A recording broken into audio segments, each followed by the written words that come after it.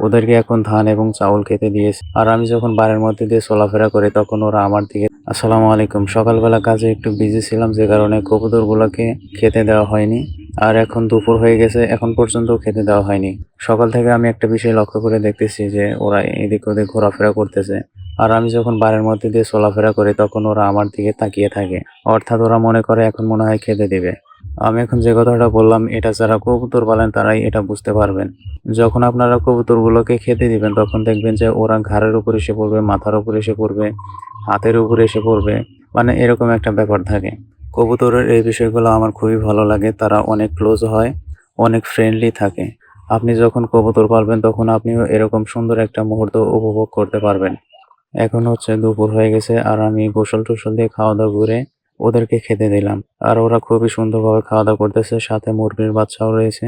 তো ভাবলাম যে এই বিষয়গুলো আপনাদের সাথে একটু শেয়ার করি। আর হ্যাঁ, একটা কথা তো বলেই নাই, ওদেরকে এখন ধান এবং চাউল খেতে দিয়েছি। আর ওরা খুব সুন্দরভাবে খাওয়া দাওয়া করতেছে, যেটা আপনারা দেখতেই পাচ্ছেন। সবাই আমার জন্য দোয়া করবেন, আল্লাহ যেন বারাকাত দান করেন। আসসালামু আলাইকুম।